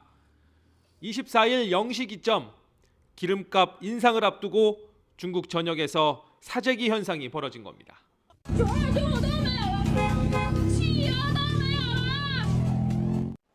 중국 당국은 10영업일 간격으로 국내 수요와 국제 유가 변동 등을 반영해 기름값을 결정합니다.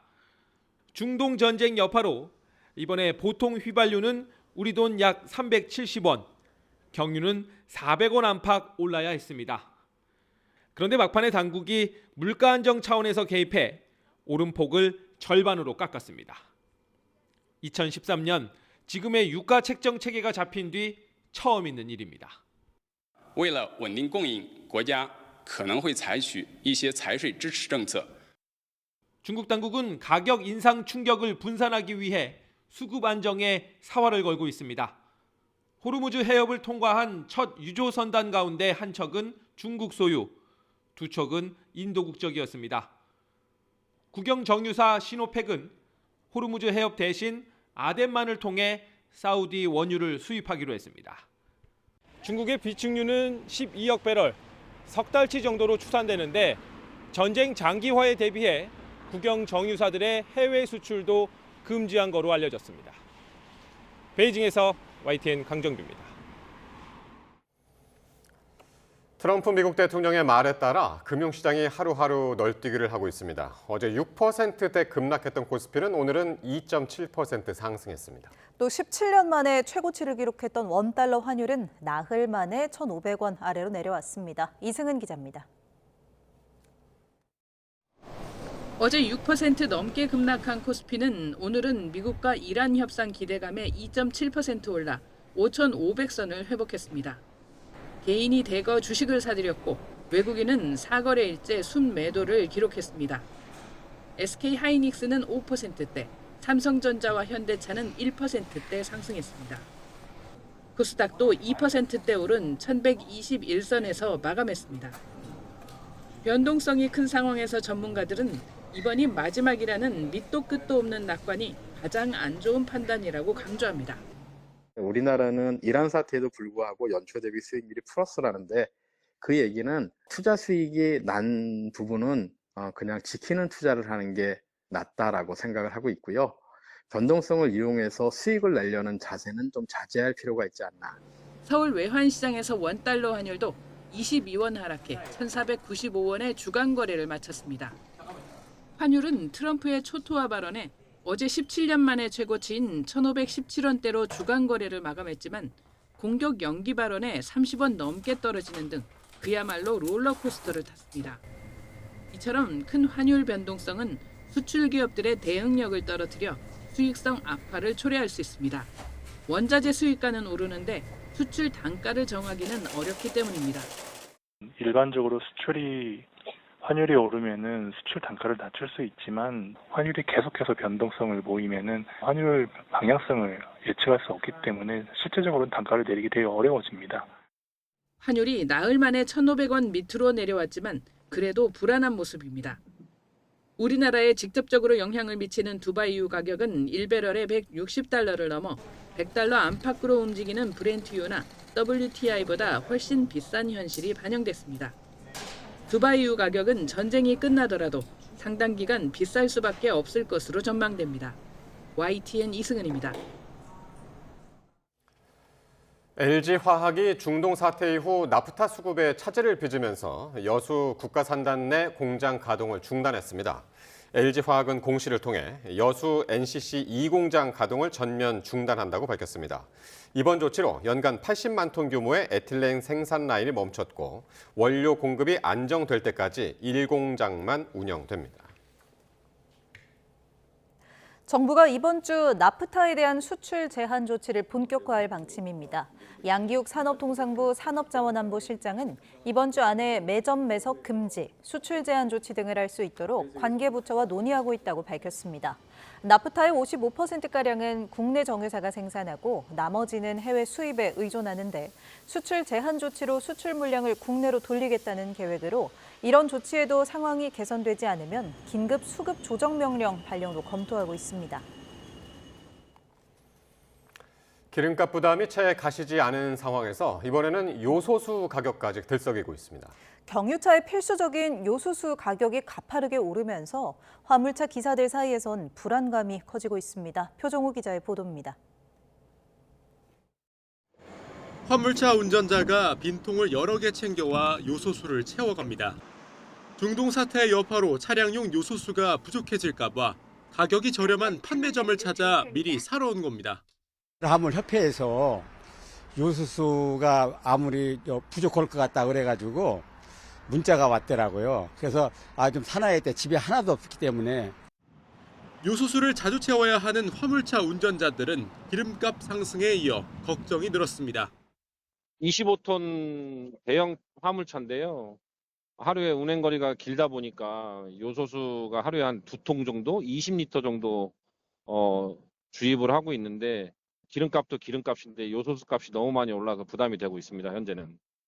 실제로 국내 온라인 쇼핑몰에선 지난달까지 5,000원대였던 10리터짜리 요소수 제품의 최저가가 한 달 만에 3배 가까이 뛰기도 했습니다. 이렇다 보니 다른 곳보다 가격이 저렴한 요소수 판매점엔 손님들 발길이 이어지고 문의 전화도 끊이지 않습니다. 주변 가게들은 리터당 1,000원을 넘겼지만 아직 700원대로 이전 가격을 유지하고 있기 때문인데 이런 곳들도 도매업체 공급가가 올라 판매가 인상은 시간 문제라고 말합니다. 많이 늦어지고 있어요. 그리고 양도 조금 전에 줬던 것보다 한 절반 이하로 주고 있어요.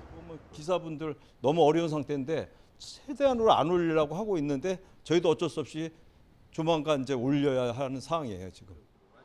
다만 정부는 차량용 요소의 경우 중동 수입 비중이 6% 수준으로 이번 중동 전쟁이 곧바로 차량용 요소수 대란으로 이어질 가능성은 크지 않다고 보고 있습니다. 소비자들의 불안 심리가 작용한 거 아니냐는 분석이 나오는 가운데 중동 사태가 더 길어질 경우 영향을 미치는 건 아닌지 주시해야 한다는 지적도 나옵니다. YTN 표정우입니다. 국제유가 급등으로 정부가 시행한 석유 최고 가격제가 시행 2주를 앞두고 있습니다. 오는 27일 가격 조정을 앞두고 가격 인상이 예상되는 가운데 주유소들은 서둘러 물량 확보에 나선 모습입니다. 최승훈 기자가 보도합니다. 유조차 한 대가 주유소 탱크에 기름을 가득 채웁니다. 오는 27일 2차 석유 최고 가격 고시를 앞두고 혹시라도 공급 가격이 오를까 서둘러 재고 확보에 나선 겁니다. 아직 전쟁 중이잖아. 걱정하는 게 그게 기름 못 받으면 문을 닫아야 되니까 가격이 문제가 아니잖아. 저장 공간이 넉넉한 대형 주유소들도 기름값이 오르기 전에 탱크를 가득 채워두고 싶지만 어려운 상황입니다. 중동 사태로 주유소의 재고 확보 경쟁이 치열해지자 정유사들은 일정량 이상을 공급하지 않는 제한 배정에 나섰기 때문입니다.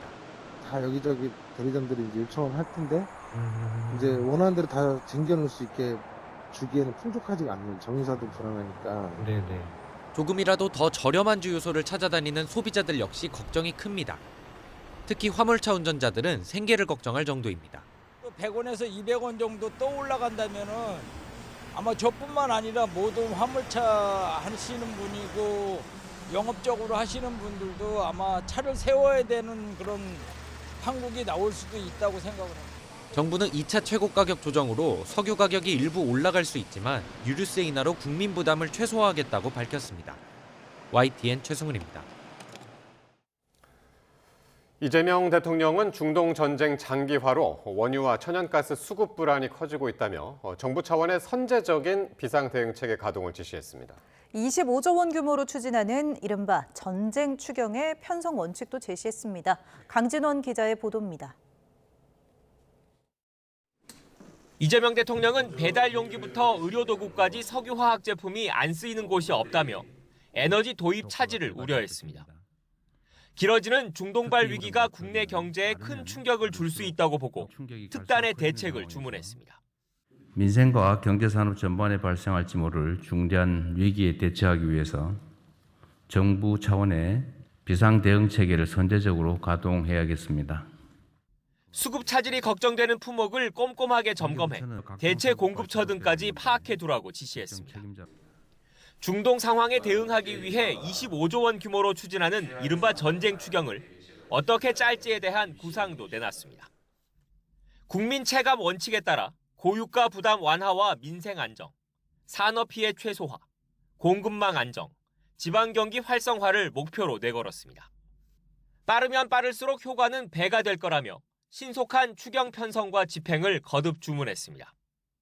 최고가격제 시행에 따른 정유사의 손실을 어떤 기준으로 보전해 줄지와 유류세 인하 등에 대한 생각도 밝혔습니다. 지금 어려운 시기니까 어쨌든 생산 원가 기준으로 기업들이 손해를 안 보는 걸로 세금 깎는 건 좀 줄여서 재정으로 어려운 사람을 지원해야 이게 양극화도 좀 완화되고. 이 대통령은 추경으로 확보한 재원은 현금이 아닌 사용 기한과 장소가 제한된 지역 화폐로 지급해 경기 활성화에 마중물로 쓰겠다는 소신 또한 재차 피력했습니다.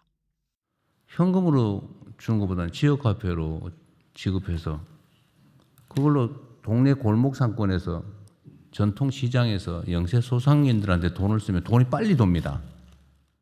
공공부문에는 차량 오부제 운행 등 솔선수범을, 정유사에는 기름값 담합 의혹에 대한 일벌백계 경고와 함께 위기 극복 동참을, 일반 국민에겐 대중교통 이용 등 에너지 절약도 당부했습니다.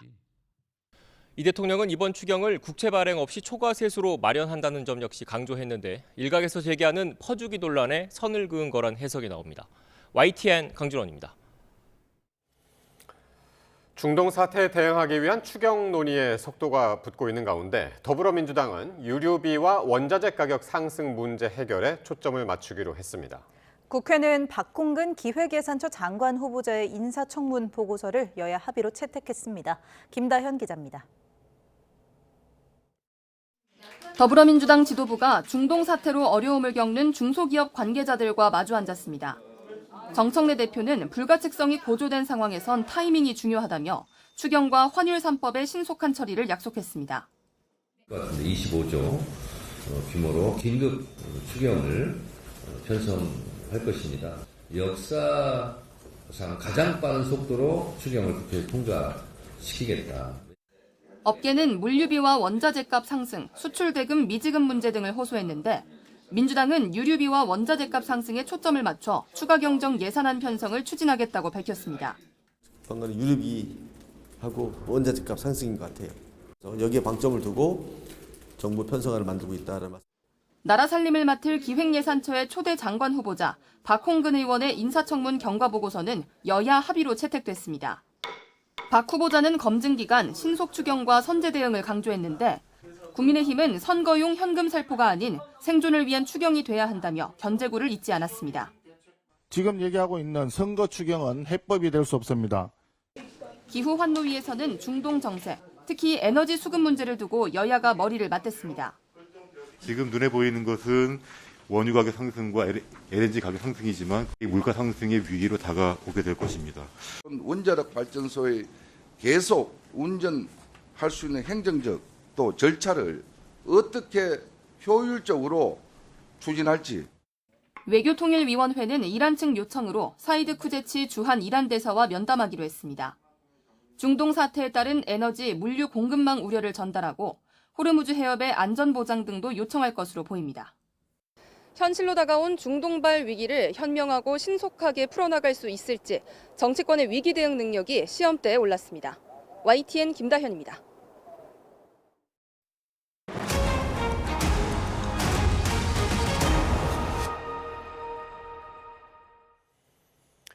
대전 안전공업 화재로 숨진 사망자 14명의 신원 확인 절차가 마무리됐습니다. 대전경찰청 수사전담팀은 국과수 감정을 통해 남아있던 한 분의 신원을 확인했고 조속히 유족에게 인도할 계획이라고 밝혔습니다. 이와 함께 안전공업 본사와 대화동 공장에 대한 압수수색을 통해 휴대전화와 건축 설계도면, 안전작업 일지와 소방 자료 등 256점을 확보한 것으로 확인됐으며 압수물에 대한 증거 분석 작업을 벌이고 있습니다. 대형 참사가 발생한 대전 안전공업에서 과거에도 여러 차례 화재가 있었던 것으로 확인됐습니다. 소방 점검에서는 매년 지적 사항이 잇따랐고 추가 불법 건축 문제까지 드러나면서 이번 사고 역시 예견된 인재였다는 데 무게가 실리고 있습니다. 보도에 이상곤 기자입니다.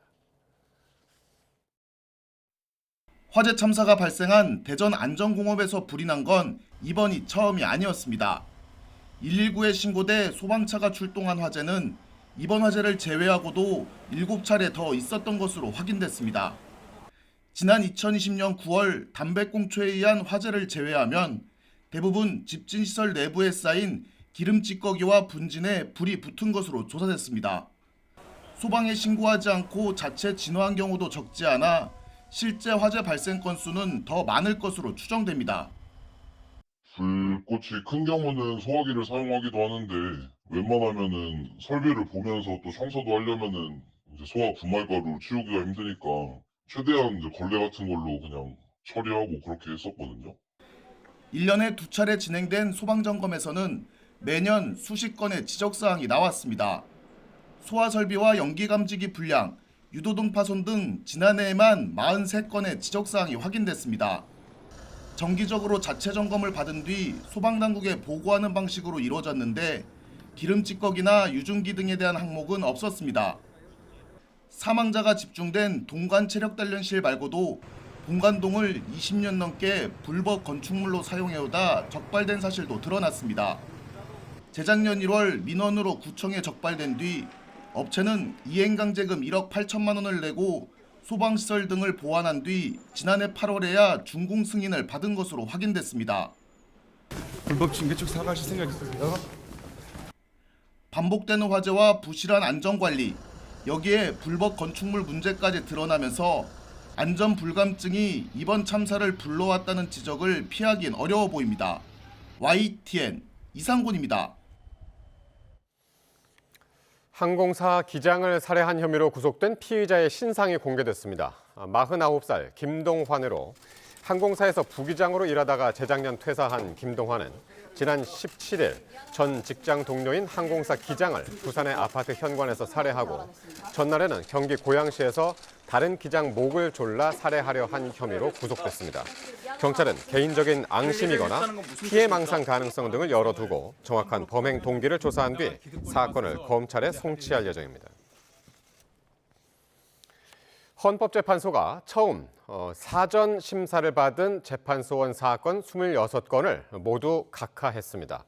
헌재는 막연한 주장이나 재판 결과에 대한 단순 불복만으로는 재판소원 청구를 인정할 수 없다고 못 박았습니다. 신귀혜 기자가 보도합니다.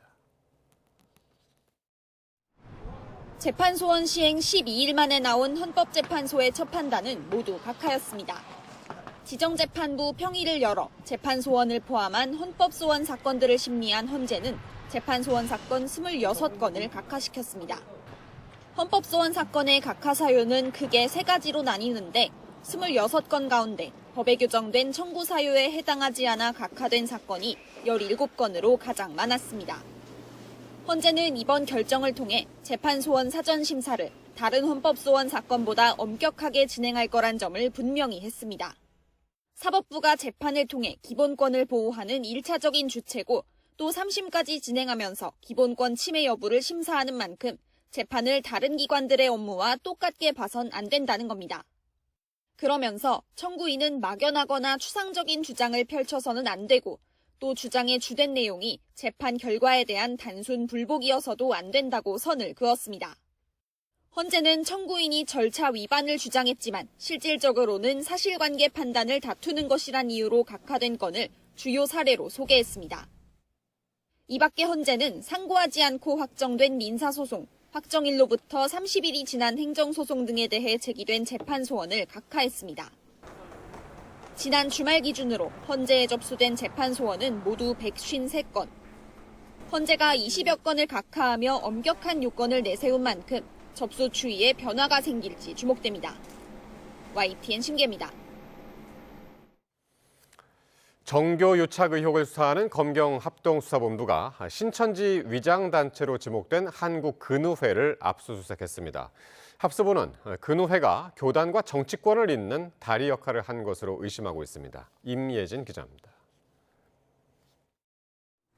검경합동수사본부가 신천지 위장 조직으로 알려진 한국근우회를 상대로 강제 수사에 돌입했습니다.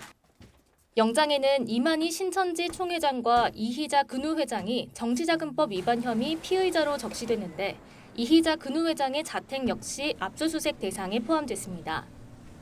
이들은 신천지 관련 자금으로 이른바 친윤 국회의원들에게 1,000만 원씩 불법 후원을 한 혐의를 받고 있는데 합수부는 신천지가 근우회를 중심으로 정치권에 접촉해왔다고 의심하고 있습니다.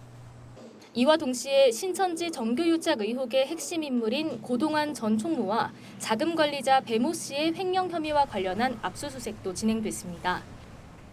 합수보는 이들이 교단에서 빼돌린 자금의 흐름을 추적하고 있는데 근우회와의 연관성도 살펴볼 전망입니다. 이런 가운데 합수보는 정교유착 의혹의 또 다른 축인 통일교의 정치권 로비 의혹 수사에도 속도를 내고 있습니다. 지난주에는 더불어민주당 전재수 의원을 청탁금지법 위반 혐의 피의자로 소환해 18시간 넘는 강도 높은 조사를 진행했습니다. 신천지와 통일교, 전현직 국회의원과 정당까지 합수본이 전방위적인 수사를 이어가는 가운데 조만간 정교 유착의 실체가 규명될지 주목됩니다. YTN 임혜진입니다. 이에 정부는 주한 일본 대사관 총괄 공사를 불러 강력히 항의하고 즉각적인 시정을 촉구했습니다. 외교부는 일본 정부가 자국 중심의 역사관에 따라 과거의 역사적 사실을 왜곡하는 고등학교 교과서를 검정 통과시킨 데 대해 강력히 항의했습니다. 또 일본군 위안부 피해자와 강제징용 관련 강제성을 희석하는 등 왜곡된 역사 서술을 포함하고 있는 것에 대해 강한 유감을 표명하기도 했습니다. 네, 이란 사태와 관련해서 방금 들어온 속보 잠시 전해드립니다. 로이터 통신에 따르면 카타르가 한국 등의 LNG에 대한 장기 계약을 불가항력 선언했다고 밝혔습니다. 현지 시간으로 지난 19일에는 최장 5년 동안 장기 계약 불가항력을 선언할 수 있는 가능성이 있다는 보도가 나왔었는데요. 조금 전 들어온 소식으로는 한국 등의 카타르가 LNG 장기 계약 불가항력 선언을 했다는 소식이 들려왔습니다. 더 자세한 소식은 이어지는 뉴스에서 정리해서 전해드리도록 하겠습니다. 네, 다음 소식입니다. 영화 왕과 사는 남자의 누적 관객 1,500만이 육박한 가운데 단종을 둘러싼 역사에 대한 관심이 스크린 밖으로도 번지고 있습니다. 어몽도의 충정을 엿볼 수 있는 고문서가 최초로 일반에 공개되고 100년 전 책이 소환되고 있습니다. 이광현 기자가 보도합니다. 임금을 위해 충성을 다하였고 공을 인정받아 높임을 받았다. 영화를 계기로 재조명되고 있는 어몽도의 충절을 엿볼 수 있는 고문서가 최초로 공개됐습니다. 1733년 영조의 명에 따라 어몽도 후손에게 병역을 면제하고 이를 인증하기 위해 발급된 공문서입니다. 편집되지 않은 최초의 자료, 이제 후손들이 자신들의 마음을 표현한 자료. 그 대사랑 그 대사랑 이 글이 똑같지는 않습니다. 아, 영화 감독이라는 분이 시나리오를 이걸 갖고서 어떻게 썼겠구나. 단종실록 등 어몽도와 관련된 고문원의 원본들도 함께 전시돼 단종이 삼촌인 세조에게 쫓겨나 청령포로 유배되는 과정도 훑어볼 수 있습니다. 또 춘원 이광수가 신문에 연재했던 장편 소설로도 단종의 비극적인 생애를 만날 수 있습니다. 단종 애사는 작가 사후 70년이 지나 저작권이 소멸했지만 영화 덕분에 여러 출판사가 자유롭게 출판하고 있습니다. 100년 전 책이 다시 소환될 만큼 왕사남 열풍은 서점가로도 확산하고 있습니다. 영화 보고 나서 뭔가 그런 어린 나이라는 포인트도 다른 왕들과 다르게 와닿았던 것 같고, 그래서 뭔가 그거에 관련된 서적도 찾아보고 약간 영상이나 그런 것들도 많이 접하게 된 것 같습니다. 한국 영화 흥행 기록을 다시 쓰고 있는 왕과 사는 남자. 단종과 어몽도에 대한 대중적 관심을 환기하며 역사 콘텐츠 소비로 연결되고 있습니다. YTN 이광현입니다.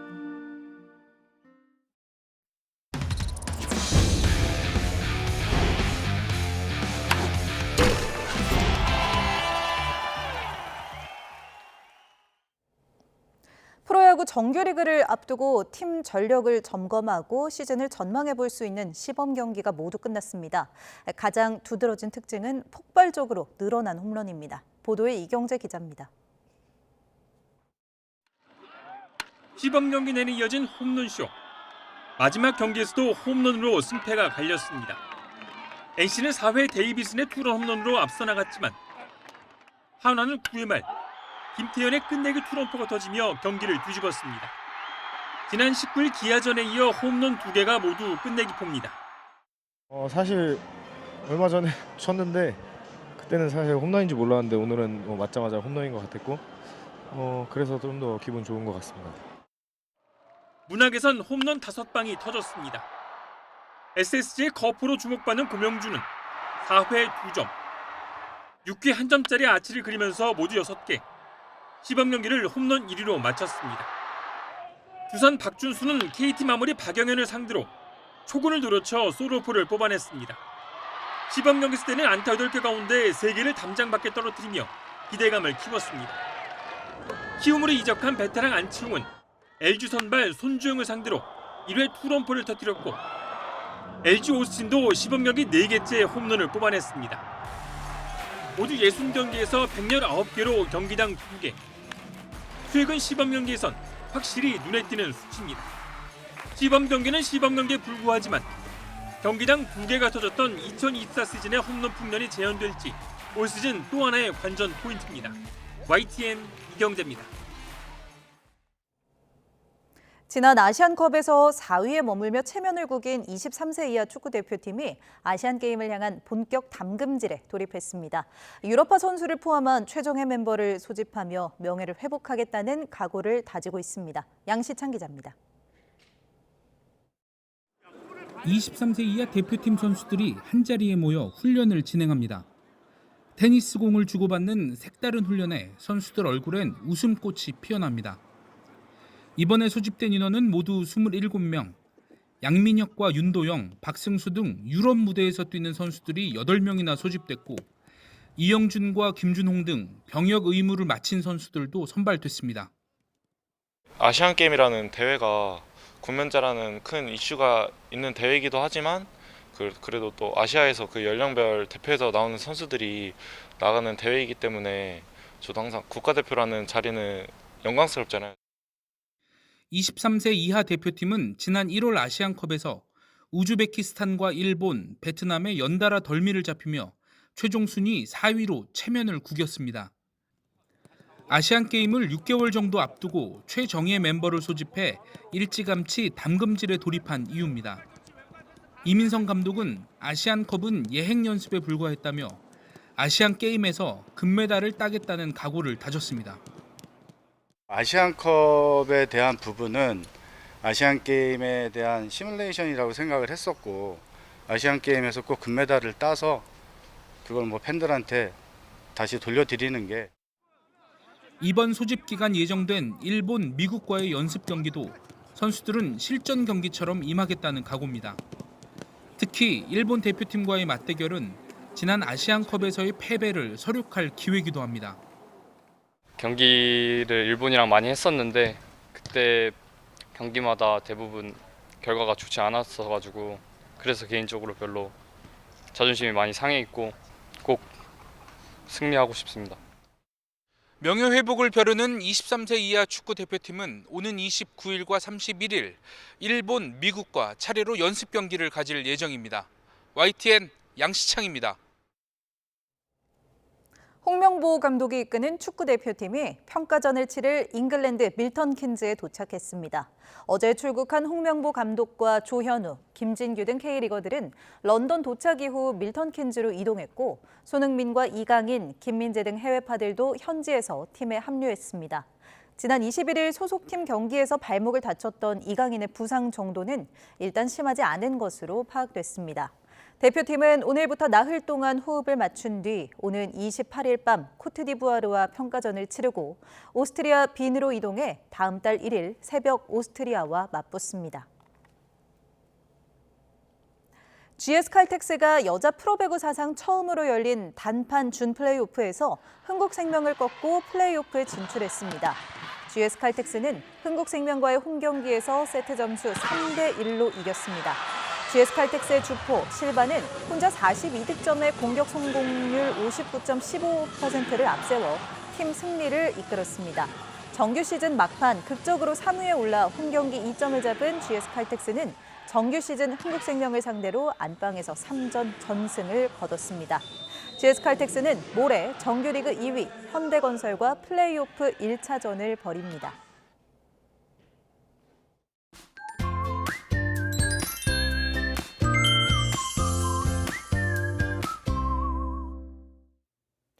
연일 기온이 크게 올랐습니다. 오늘도 계절의 시계가 한 달 가까이 앞서가면서 완연한 봄 날씨를 느낄 수 있었는데요.